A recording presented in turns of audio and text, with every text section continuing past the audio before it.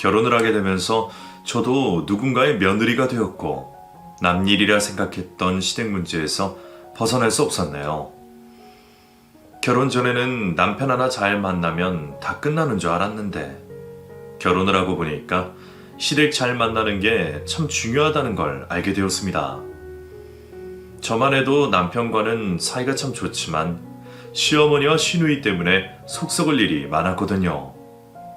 그러다 얼마 전 그런 시누이의 결혼식이 있으면서 집안이 한바탕 뒤집어지는 일이 있었어요. 제 딸에는 사이다 복수였는데 잘한 건지 잘 모르겠네요. 마무리가 좀 찝찝하거든요.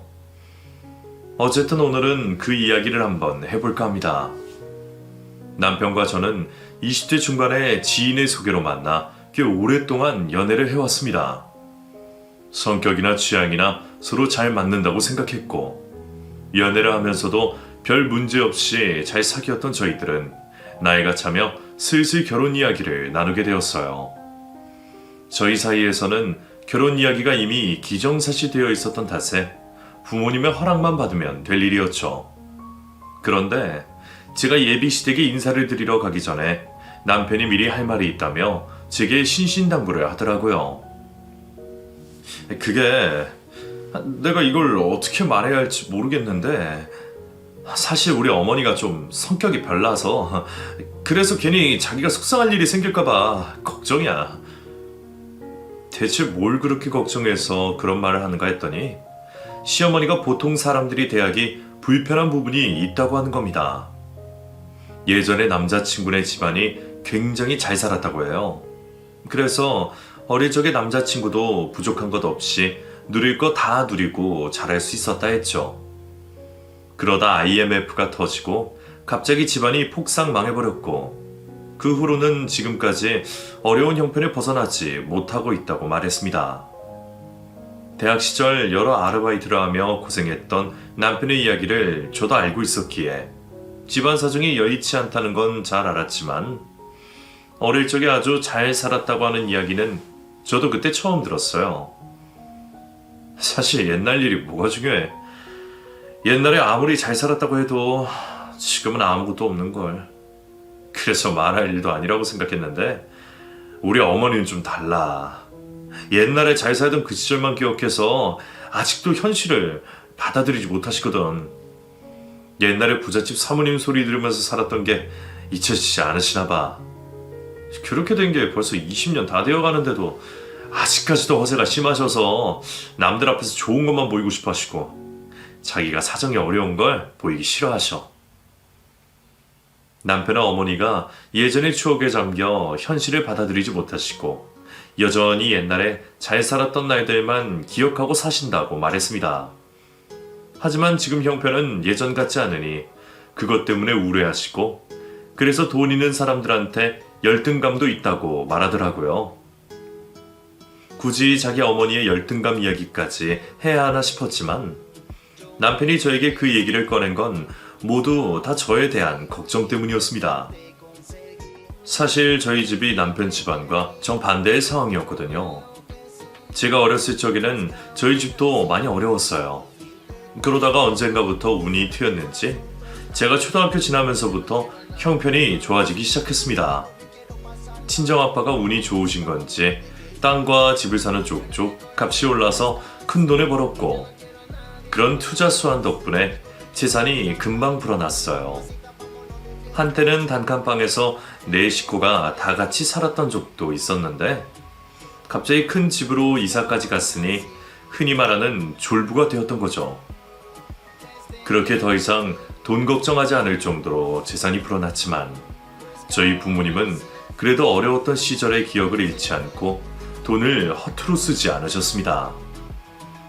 돈이야 있다가도 없고 없다가도 있는 거라고 하셨거든요. 그래서 저도 밖으로는 돈 있는 티를 내지 않고 남편처럼 아르바이트하고 스스로 용돈벌이하며 자랐어요.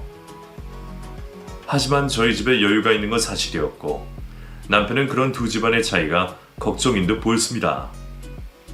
아무래도 시어머니께서 저희 집이 졸부라고 고가워하실 거라는 걱정 때문이었죠.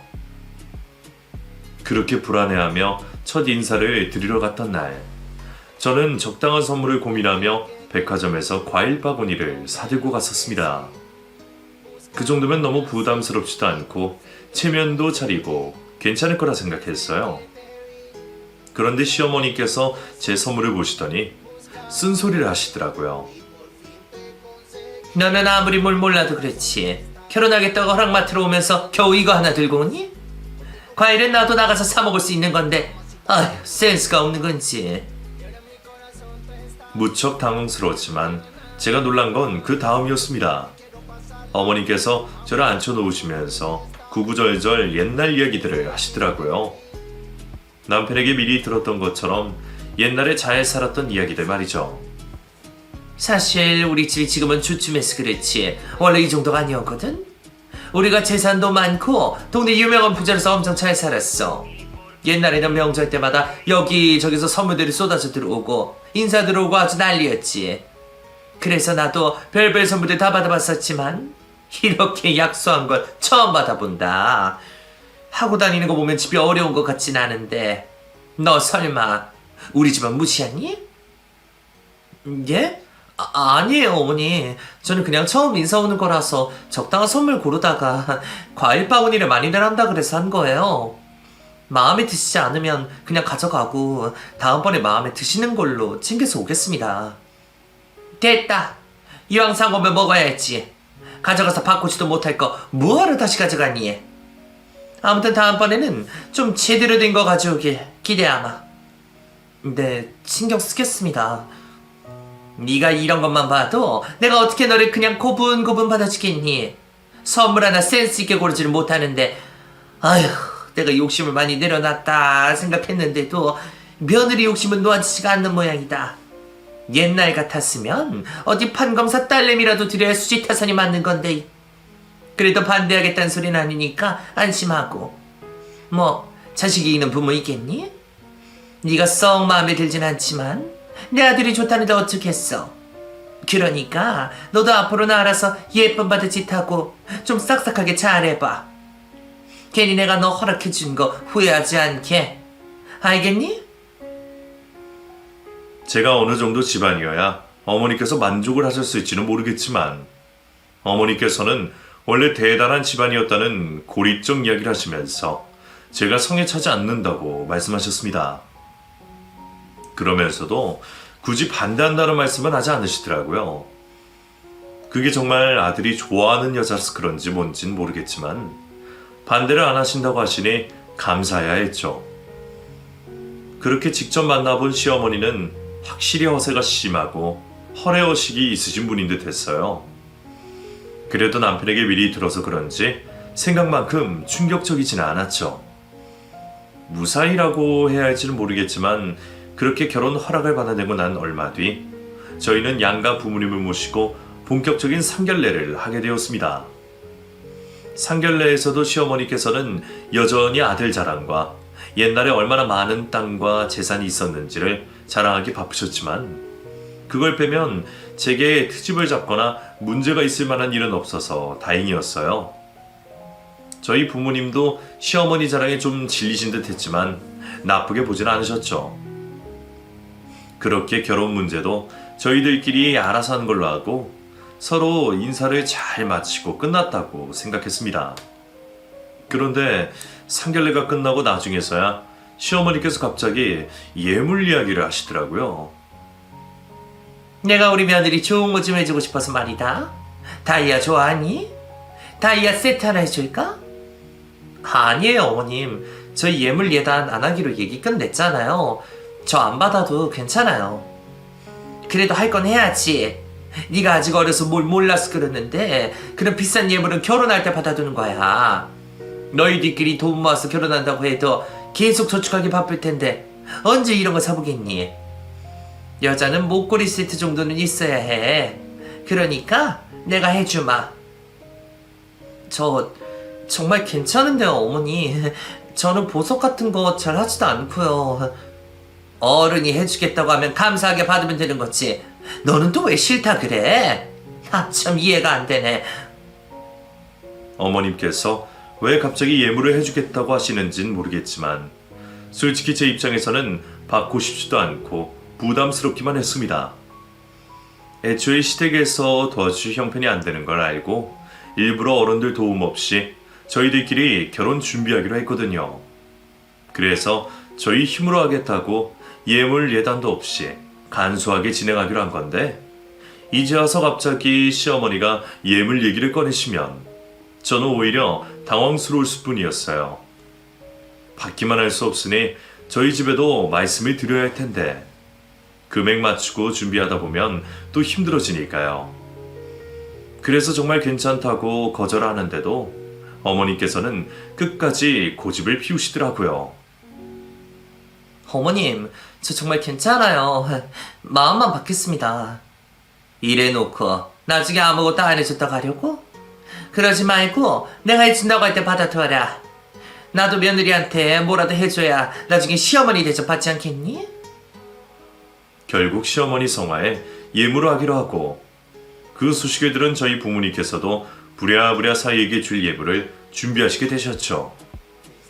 원래 저희 부모님이 따로 남편에게 양복 한 벌 해주시겠다고 하셨는데 어머님께서 제게 다이아를 해주신다고 하시니까 부모님도 더 신경을 쓰실 수밖에 없으셨어요. 그래서 저희 집에서 남편에게 따로 명품 시계를 장만해 주셨죠. 시어머니께서 백화점에 가서 예물을 고르자고 하시니 수준을 맞춰야 했거든요. 그렇게 남편이 시계를 받고 저는 시어머니와 단둘이 백화점에 가게 되었습니다. 이건 어떠니? 다이아 세트 예쁜 것 같은데, 어머, 저것도 너랑 잘 어울리겠다. 다이아는 너무 비싸지 않을까요, 어머니? 저는 그냥 작은 것도 괜찮은데요. 얘는 너 그렇게 말하면 졸부티 난다. 다이아는 잔잔한 건 티도 안 나요. 하긴 돈도 써본 사람이 쓰는 거지 어느 날 돈이 생긴 집안에 네가 뭘 알겠니? 어머님께서는 제게 어울리는 예물을 찾아주신다며 하루 종일 백화점을 돌며 저를 끌고 다니셨습니다. 그런데 이상하게도 제가 마음에 드는 것마다 전부 별로라고 하시며 타박을 주시더라고요. 이건 어떠세요, 어머님? 저는 마음에 드는데. 너 보는 눈 정말 없다. 너무 후져? 그래요? 그럼 이건 어떠세요? 이건 제가 자주 하고 다닐 수 있을 것 같아서요. 아휴, 그것도 별로야. 이건 이래서 별로고 저건 저래서 별로고 하시니까 결국 고를 만한 게 하나도 없더라고요. 결국 하루 종일 백화점을 돌아다녔지만 소득이 없더니 어머니께서도 그제서야 본심을 말씀하시는 겁니다. 아휴, 비싼 것도 예쁜 게 하나 없네. 옛날에 예쁘고 좋은 게 참 많았는데 아무래도 안 되겠다. 이거 내가 전에 끼던 건데 디자인이 아주 예쁘거든. 이거 도금만 다시 하면 되니까 금은방에 맡겨서 새로 해라. 어때? 너랑 잘 어울리겠지? 사달라고 한 적 없는 예물 얘기 먼저 꺼내셔 놓고선 결국 주신 게 오래되어 다 벗겨진 도금 반지였습니다. 딱 봐도 어디 처박혀 있었던 게 분명한데 저더러 가보를 물려주는 것처럼 말씀하시더라고요. 하지만 억지로 넘겨주시니 받을 수밖에 없었죠. 결국 그걸 알게 된 남편이 황당해했고 제가 받은 게 없으니 자기도 저희 부모님께서 해주신 예물을 돌려주겠다고 했습니다. 하지만 저희 부모님은 사이 생각해서 해주신 거라고 돌려받기를 원하지 않으셨죠. 결국 남편은 마지못해 혼자 예물을 받게 되었고 시어머니는 그마저도 다 자신의 덕이라며 남편에게 보답을 바라셨습니다. 그렇게 결혼하는 와중에도 기가 막힌 시어머니의 행동들을 보았지만 저희는 서로를 믿으며 무사히 결혼식을 올릴 수 있었죠. 시어머니는 별로였지만 남편은 정말 좋은 사람이었거든요. 그렇게 남편 하나 믿고 결혼을 하게 되었지만 결혼 후에도 저는 끝까지 시댁에 정을 붙일 수 없었어요. 시모가 저를 너무 무시하셨거든요. 시모 제가 지금과 달리 어렸을 적에는 어렵게 지냈다는 걸 알고 계셨습니다. 저는 그게 부끄럽거나 숨길 일이 아니었으니까 대화 중에 그냥 자연스럽게 말씀을 드렸어요. 그런데 시모가 그걸 가지고 저를 무시하시더라고요. 제가 어릴 적에 못 살았다는 게 불쌍하신 건지 어디 외식 한번 나갈 때마다 이건 먹어봤냐, 저건 먹어본 적 있냐 하며 제가 변변찮은 외식 한번 못 해본 것처럼 생각을 하는 겁니다. 이거 남은 거 너 다 먹어라. 저 배불러요, 어머님. 많이 먹었어요. 그래도 먹을 수 있을 때 더 먹어. 어려서 어렵게 자라서 이런 거 뭐 제대로 먹어보기나 했겠니? 그게 먼저가 아니구나. 너 이런 거 먹어본 적은 있어? 없지? 그러니까 배불러도 억지로 먹어. 시모는 제가 어려서 뭘 제대로 못 먹어보고 변변한 취미도 없이 불쌍하게 자랐다고 생각했습니다. 그러면서 자기 자식들은 어려서부터 산해진미 다 먹고 영어 유치원 다니며 귀하게 자랐다고 저와 비교를 하며 무시를 하시더라고요. 자기들은 그 옛날에 비행기를 탔었다며 저더러 해외여행은 가봤냐는 말까지 하며 정말 별 말도 안 되는 걸로 유치하게 굴었죠. 그런 시모만으로도 짜증이 났는데 시모를 똑 닮은 시누이는 더 얄미웠어요. 시모 성격을 고스란히 닮았는지 시모가 저를 그렇게 무시하실 때마다 옆에서 죽이 맞아서는 저를 같이 무시하곤 했었거든요. 그런데 시누이는 더 웃긴 게 그렇게 저를 무시하면서도 제 물건은 탐이 나는지 제가 시댁에 갈 때마다 옷이며 화장품이며 제 것을 부러워하곤 했습니다. 어머, 너무 예쁘다. 언니, 이거 비싼 거 아니에요? 저도 부모님이 선물해 주신 거라서 가격은 잘 몰라요. 이거 엄청 비쌀 텐데. 언니는 부모 잘 만나서 좋겠네요. 좋기는 뭘 좋아. 얘, 너는 일부러 자랑하려고 시댁 올 때마다 비싼 거 들고 오는 거냐? 우리 이러고 산다고 키 죽이겠다는 거야 뭐야? 하여간에 졸부들은 지들 졸부인 걸 티를 못 내서 안달이지.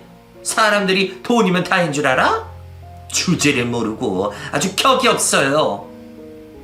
시모는 제가 뭐 하나 좋은 걸 들고 있으면 꼭 졸부티를 낸다며 타박을 했습니다. 그래서 일부러 수수하게 입고 가면 그때는 또 싸구려 입고 다닌다며 없어 보인다고 기분을 상하게 했어요. 이래도 싫고 저래도 싫으니 대체 제가 어떻게 해야 할지 모르겠더라고요. 그런 시모와 신우를 남편이 말려보려고도 했지만 별 소용은 없었죠. 그런 사람들과 생기는 일에 대해 일일이 대응하고 기분 나빠하면 저만 힘들 거라 생각했어요. 그래서 최대한 두 사람이 하는 말과 행동에 대해 무시를 하기로 했죠. 그런 생활을 한 1년 정도 하게 되자 시모와 신우가 뭐라고 하든 태연하게 넘길 수 있는 정도가 되어 있었습니다. 그쯤 되니 앞으로 두 사람에게 화를 내거나 기분 나빠할 일은 없을 거라고 생각했죠. 그런데 그건 저의 착각이었습니다. 제가 생각하는 것 이상으로 개념이 없는 시모와 신우이에게 결국은 화를 내게 되었거든요. 제가 두 사람에게 화를 내게 되었던 날은 저희 오빠의 결혼식 날이었죠. 화는 오빠 결혼식 날 벌어지게 된 일 때문에 내게 되었지만 사실 그 전부터 시모와 신우는 저희 오빠 결혼식을 가지고 제 신경을 긁고 있었습니다. 저희 오빠의 결혼식 장소로의 트집점에서 말이에요. 오빠는 저와 다르게 호텔 예식장에서 결혼식을 올리게 되었는데 사실 양가 능력에 맞게 하는 상황이었어요. 그런데 그걸 가지고 또 졸부가 돈 자랑하며 졸부티를 낸다고 하는 겁니다. 예, 현아야. 너희 오빠 호텔에서 결혼한다며? 안 그래도 제가 오늘 말씀드리려고 했는데 어떻게 하셨어요? 뭘 어떻게 하니? 사돈이 누구 약을 올리듯이 말하니까 알 수 있었지. 네? 저희 어머니께서요? 저희 친정엄만 절대 그런 성격이 아니었습니다. 평생 남의 밑에서 일을 하시며 사셨다 보니 지금은 남들에게 굽신거리지 않아도 되는 입장인데도 항상 허리를 숙이고 다니시는 분이었어요. 거기다 나이까지 많고 소시적 잘 살았다는 이유로 고개가 뻣뻣했던 시모는 더 어려워하셨죠. 그런 분이 누구 약을 올리며 소식을 전할 분이 아니었습니다. 시모가 열등감에 사로잡혀 또 자기 멋대로 생각하는 게 분명했어요. 그렇다고 괜히 시끄러지게 말을 걸고 넘어질 필요는 없었죠.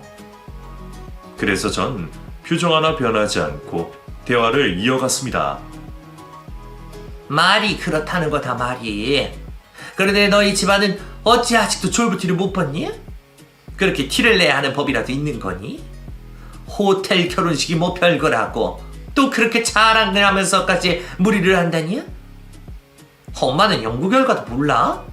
원래 내면적으로 부족한 사람들이 허영심이 많은 거잖아. 그러니까 언니네는 돈은 생겼는데 아직 내면적으로 채우는 걸 모르는 거야. 그래서 졸부티를 내는 거고. 그런 게 아니라 저희 집은 평범하게 해도 괜찮은데 세연이 쪽 집안에서 호텔 결혼을 바라셨어요.